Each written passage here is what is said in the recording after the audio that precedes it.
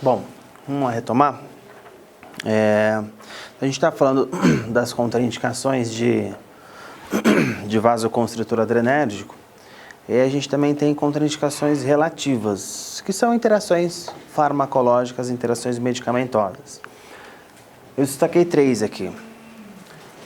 Medicamentos classificados como antidepressivos inibidores da MAO, antidepressivos tricíclicos e antihipertensivos beta-bloqueadores não seletivos. Bom, o que vai acontecer aqui? Você tem a interação farmacológica entre os vasoconstritores adrenérgicos mais esses fármacos aqui dessas classes. Então, inibidores da MAO, como tranilcipromina, eles não são hoje em dia a primeira escolha para tratamento de depressão, mas são medicamentos antidepressivos, também tratam transtorno de ansiedade. Os antidepressivos tricíclicos também hoje em dia não são a primeira opção para tratamento de depressão, mas é uma opção também, como a amitriptilina, a imipramina, e são medicamentos que também podem ser utilizados para outras coisas, como para dores crônicas. Até mesmo o dentista ele pode prescrever antidepressivos tricíclicos para tratamento de dor, por exemplo, aqui, trigeminal. E também podem interagir com o vaso adrenérgico e anestesia local. E esses são um pouco mais populares, né, que são os medicamentos antihipertensivos beta-bloqueadores não seletivos. Então, são medicamentos comuns para serem utilizados para tratamento de hipertensão, mas também podem ser utilizados para tratamento de angina, tratamento de sintomas de ansiedade, também são utilizados, que são o propranolol e o timolol principalmente. Então vamos entender por que eles interagem com a anestesia local, mais especificamente com os vasoconstritores adrenérgicos, tá? Então nós vemos aqui uma sinapse química. Então uma sinapse tem o neurônio pré-sináptico, neurônio pós-sináptico. Bom, aqui a gente tem a vesícula e o neurotransmissor que foi liberado por exocitose. Então, o que vai acontecer? Por que esses medicamentos tratam depressão? Bem basicamente, a depressão é um transtorno mental caracterizado por uma redução na disponibilidade de monoaminas, de neurotransmissores da classe das monoaminas. Quem são essas monoaminas? Dopamina, serotonina e noradrenalina. Noradrenalina é de importância aqui para a gente. Dopamina, serotonina, noradrenalina. Então, o indivíduo que tem depressão ou tem algum outro transtorno mental relacionado ao transtorno de humor, ele tem uma redução na disponibilidade dessas substâncias, chamadas monoaminas. Bom, e aí o que um antidepressivo como esses aqui, eles precisam fazer? Aumentar a disponibilidade do que está em falta. É isso que eles fazem. Então, o que eles vão fazer? Os neurotransmissores foram liberados aqui, e qual que é o caminho natural desses neurotransmissores? Eles são recaptados. Eles são recaptados, por que eles são recaptados? Para serem reciclados. Isso fisiologicamente acontece o tempo todo. E aí o que eles fazem? Aqui dentro do neurônio eles são reaproveitados, são colocados na vesícula novamente e posteriormente são liberados novamente num processo de reciclagem. Uma parte desses neurotransmissores são metabolizados, são inativados por uma enzima chamada MAO. Inativados por uma enzima chamada MAO. Eles metabolizam esses neurotransmissores. E aí que entra o antidepressivo. Se o indivíduo que tem depressão, tem transtorno de ansiedade, tem uma redução nesses neurotransmissores, o que o antidepressivo precisa fazer? Aumentar a concentração. E como é que ele faz isso? Inibindo a enzima MAO. Então, a enzima MAO metaboliza, inativa. Se eu bloqueio a enzima MAO, o neurotransmissor não vai ser metabolizado e eu aumento a disponibilidade aqui. Eu vou aumentar a disponibilidade do que aqui na fenda sináptica? De noradrenalina, de dopamina e serotonina. De importância para a gente aqui, noradrenalina. Ou seja, esse cara, ele vai ter uma melhora da depressão, o médico vai ficar feliz com isso, mas por conta da noradrenalina, ele vai ter aumento da pressão arterial. Então imagina esse cara que já está com aumento de noradrenalina provocada pelo antidepressivo, O antidepressivo provocou aumento de noradrenalina e você anestesia esse paciente com solução anestésica que tenha adrenalina. Você não pode ter uma interação aí, você não vai ter uma potencialização, daí essa interação farmacológica entre o antidepressivo e o vasoconstritor do tipo adrenérgico, tá? Com os antidepressivos tricíclicos, o princípio é o mesmo. Então, a gente tem aqui novamente uma sinapse química, neurônio pré, neurônio pós-sináptico. Olha a proteína de recaptação, transportador. O que é que esse transportador faz? Recapta. Ele recapta para ser reaproveitado, assim como nós falamos na animação anterior. Ele recapta. Beleza.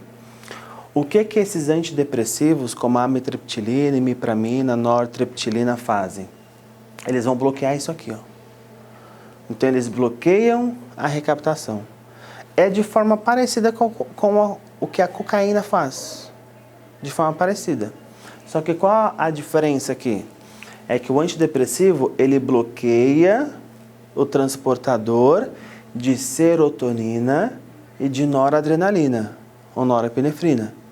Então, desses dois aqui. Ou seja, o que vai aumentar aqui na fenda sináptica? Serotonina e noradrenalina. O que a cocaína faz? A mesma coisa, mas a cocaína aumenta mais o quê?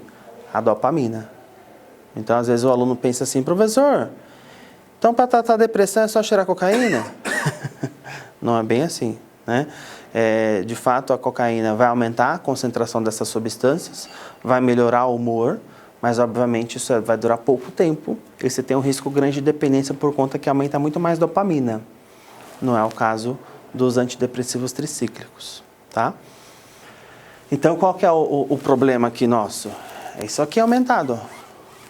Aí, novamente, o cara melhora da depressão, mas ele também, aqui, aumenta a pressão arterial por conta do aumento de noradrenalina sistêmica, ok? Porque o antidepressivo, ele vai agir, claro que a ação principal tem que ser aqui, mas ele vai agir sistemicamente, ok? Então, ó, em resumo, o que a gente pode concluir? Os antidepressivos tricíclicos e os antidepressivos imaus, eles aumentam a adrenalina e noradrenalina, principalmente a noradrenalina, e é quando você tem a associação da adrenalina da solução anestésica, novamente, alterações cardiovasculares clinicamente significativas, tá? Só colocando um asterisco aqui no antidepressivo imau, a literatura tem questionado esse efeito hipertensivo dos antidepressivos imaus. Então, eu coloquei aqui porque é um pouco controverso esse efeito, tá? Agora, não é controverso com os tricíclicos. Então, está bem relatado na literatura que os tricíclicos, eles têm uma chance maior mesmo de causar aumento de pressão arterial. E é quando você tem a associação do vaso adrenérgico, aumenta ainda mais essa chance, tá? E aí, qual é essa última interação aí farmacológica entre vaso adrenérgico e alguns medicamentos de uso sistêmico? São os beta-bloqueadores. Beta-bloqueadores. Como o propranolol. O principal beta-bloqueador, propranolol. 90% das pessoas falam errado. As pessoas falam propanolol. É propranolol, tá? O que acontece? O que esses medicamentos fazem? Reduzem a pressão arterial. Se vocês lembrarem, a adrenalina, a nossa adrenalina ou a adrenalina da solução anestésica, o que a adrenalina faz? Ela age em receptores alfa e receptores beta. De importância maior, alfa 1, beta 2 e beta 3. Lembram disso? Alfa e beta. Bom, o que nós sabemos? Nós sabemos que quando a adrenalina age em receptores beta 1, ela vai fazer o quê? Taquicardia. Aumenta a contração do miocárdio, aumenta a força de contração, aumenta a frequência cardíaca, consequentemente aumenta o débito cardíaco, aumenta a pressão arterial. É isso que ele faz. É isso que a adrenalina faz. Se a gente sabe que a adrenalina faz isso, o que o fármaco propranolol, que é um antihipertensivo, faz? Ele bloqueia os receptores beta de forma não seletiva. O próprio nome já diz, ó, beta-bloqueador não seletivo. Se eu estou bloqueando os receptores beta de forma não seletiva, o que ele está fazendo? Bloqueando beta 1, beta 2 e beta 3. A importância que o médico quer é o bloqueio do receptor beta 1. Porque se eu bloquear o receptor beta 1, a adrenalina não vai agir. Se a adrenalina não age, o que vai acontecer com a atividade cardíaca? Reduz. Reduz a atividade cardíaca, reduz o débito cardíaco, reduz a pressão arterial. Esse é o efeito antihipertensivo do propranolol. Esse aqui, ó, bloquear os receptores beta 1. É esse o efeito que o médico cardiologista quer. Bloquear receptores beta 1, ok? Bom, aí a gente chega com solução anestésica, com vasoadrenérgico, num paciente que faz uso dessas medicações. Então, raciocinem comigo, ó. Raciocinem comigo. O que a adrenalina faz? Ela se liga nos receptores alfa e beta, ok? Beleza. Quando esse cara está sob efeito de propranolol, os receptores beta estão bloqueados. Ou seja, os receptores beta já estão ocupados por um fármaco. Já tem um fármaco ocupando esses receptores, tá? Então, o que a adrenalina vai pensar, entre aspas? O que ela vai pensar? Vai pensar assim, bom, se os receptores beta já estão bloqueados, eu só tenho um tipo de receptor para agir, que são os receptores alfa, principalmente alfa 1. E nós sabemos onde estão os receptores alfa 1. E a gente sabe o que acontece quando a gente estimula o receptor alfa 1. Receptor alfa 1 está nos vasos sanguíneos. E quando a gente estimula o receptor alfa 1, o que vai acontecer no vaso? Vasoconstrição. E aí, a adrenalina da solução anestésica, ela só vai ter esses receptores para se ligar. Por quê? Porque os outros estão bloqueados, ocupados pelo fármaco beta-bloqueador. Então, o que a gente vai ter? Uma superestimulação dos receptores alfa 1 pela adrenalina. Consequentemente, a gente vai ter uma vasoconstrição generalizada, podendo ocasionar o quê? Aumento da pressão arterial.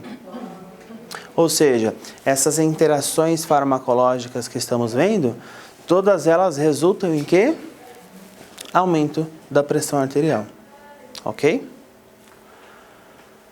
Bom, e aí, para a gente fechar essa parte de... Então não é indicado para quem tem uma arritmia, por exemplo? Não é indicado. O meu filho tomou durante muito tempo o propranolol porque tem uma síndrome, uma arritmia. Nesse caso, anestésico sem vaso. Sem vaso.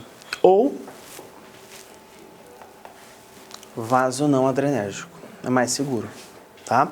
Então, o vasoconstritor não adrenérgico é uma substância que não age em receptores alfa, beta, não age.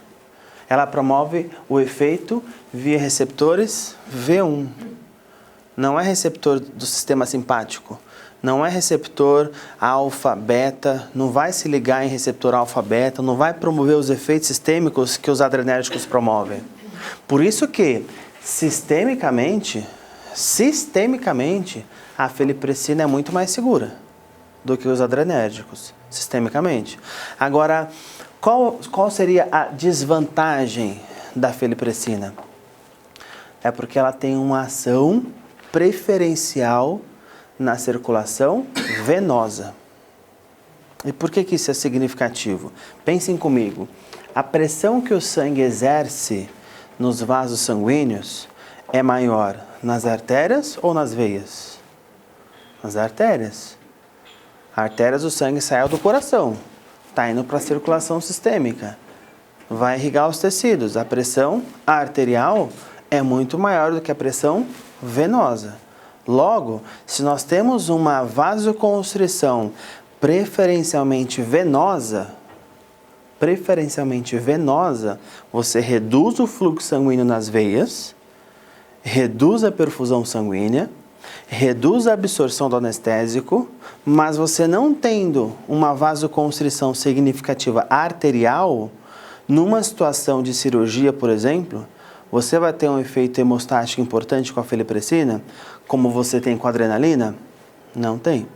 Então, se a gente pensar sistemicamente, os efeitos colaterais, feliprecina é melhor, é mais seguro.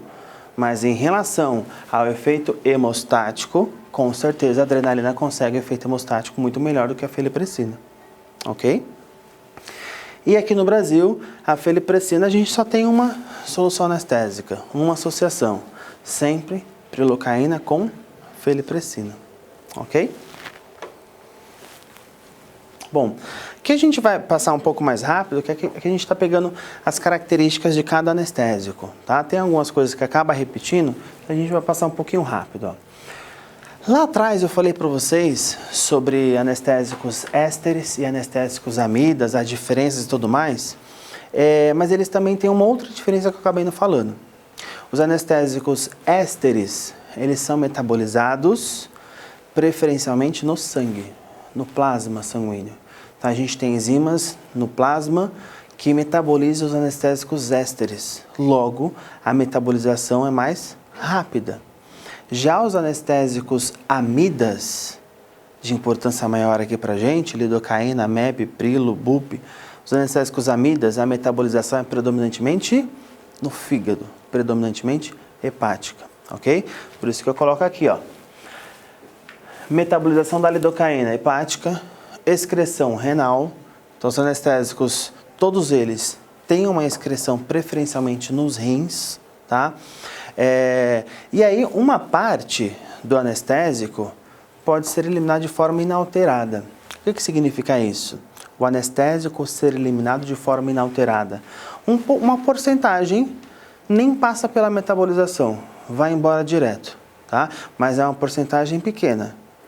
Normalmente o anestésico, as drogas de forma geral, os medicamentos de forma geral, normalmente eles têm que passar pela metabolização para depois serem eliminados, tá? Então, no caso da lidocaína, aproximadamente 10% é eliminado de forma inalterada pelos rins.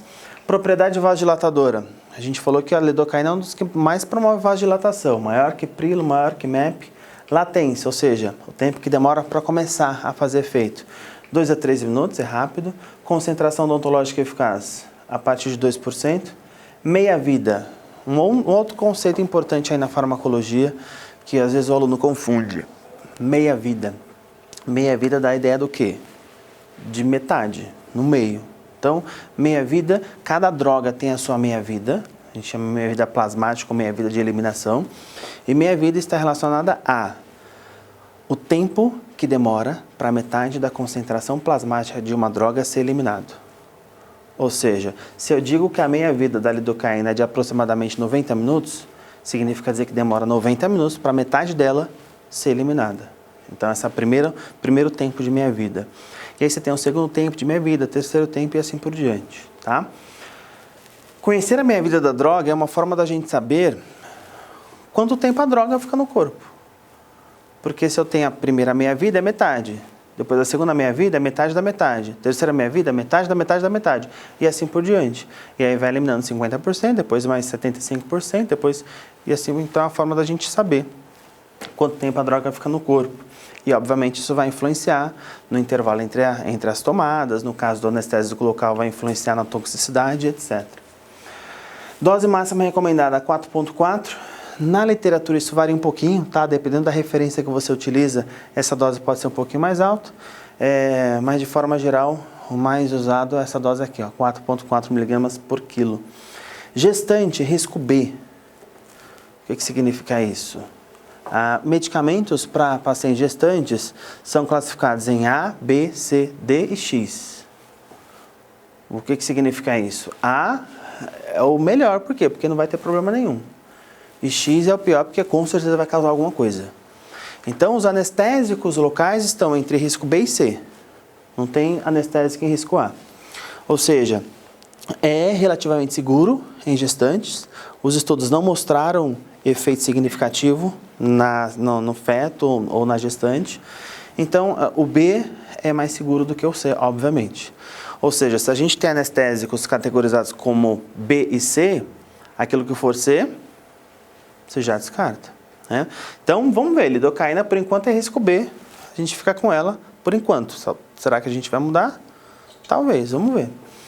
Não exceder 300 miligramas, então você tem aqui a dose máxima por quilo, mas você também tem a dose máxima absoluta, que pacientes acima de 70 quilos tem que ter um cuidado maior, porque você tem um risco aí de exceder esses 300 miligramas aqui.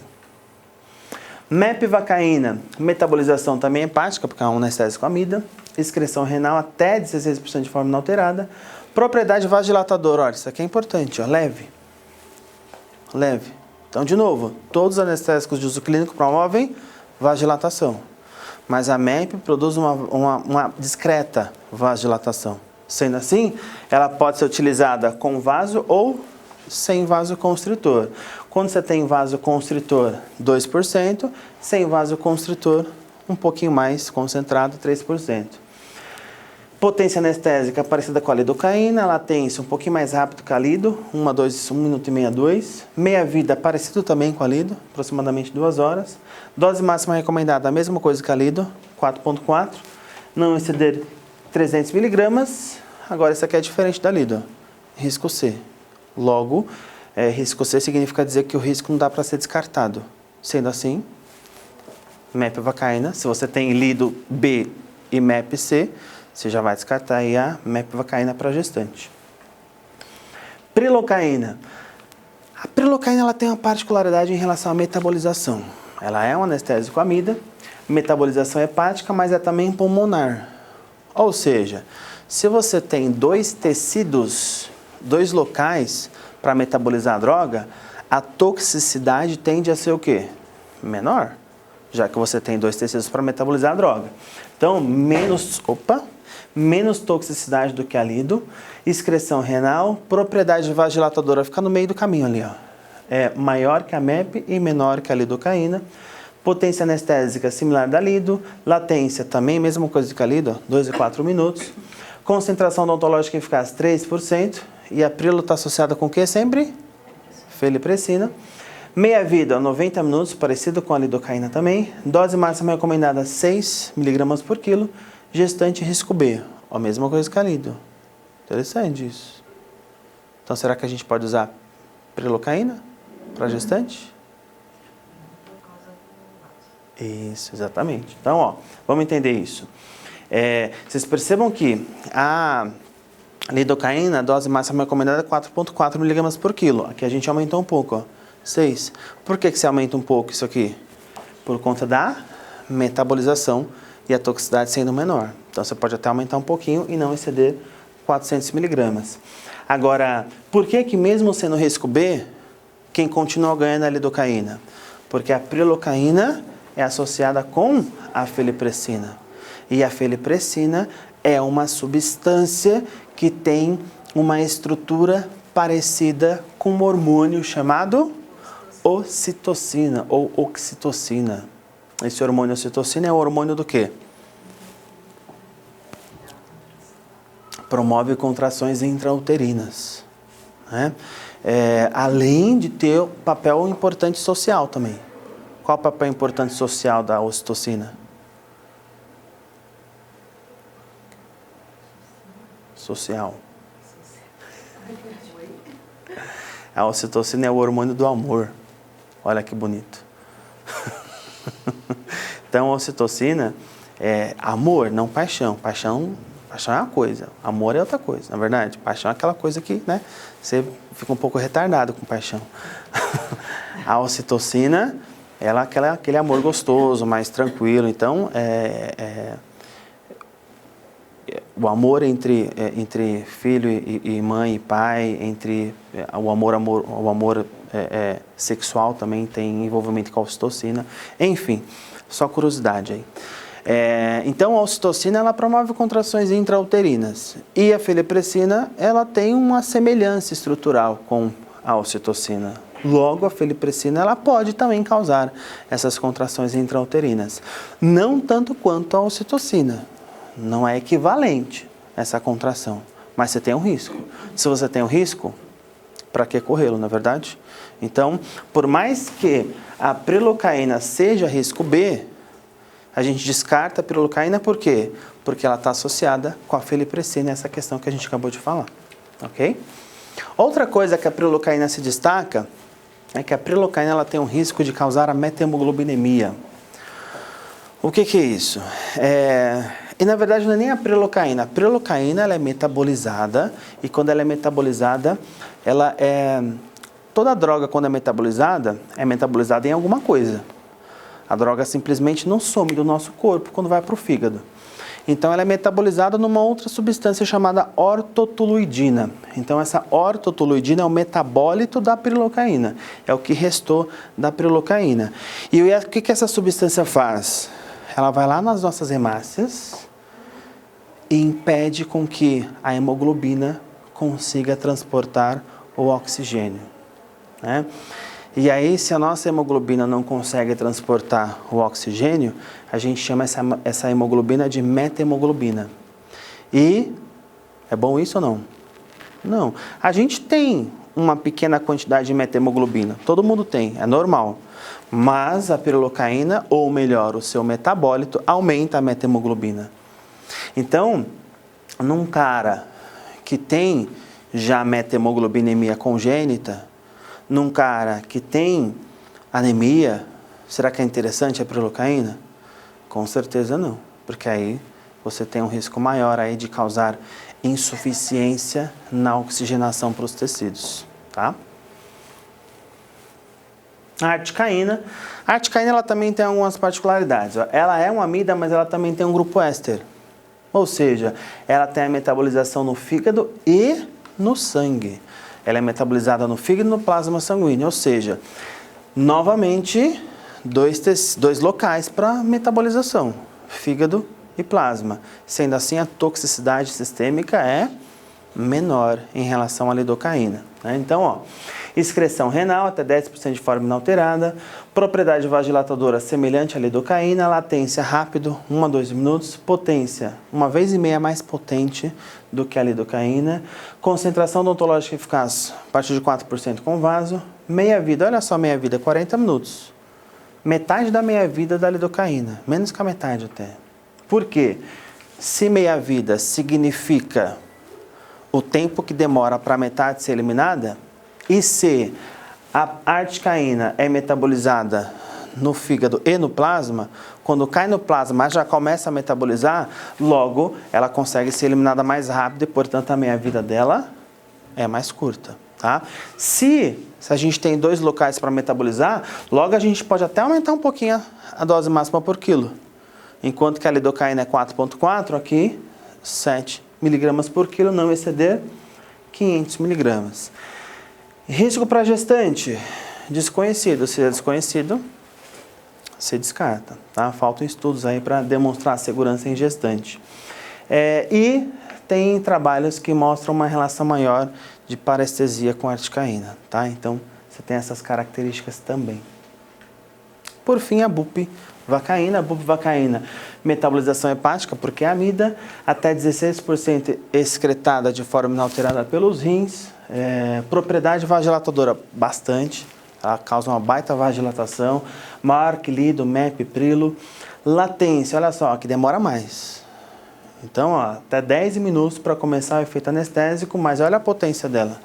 4 vezes mais potente que a lidocaína. Por que a gente sempre compara com a lidocaína? Porque a lidocaína é considerada o padrão ouro.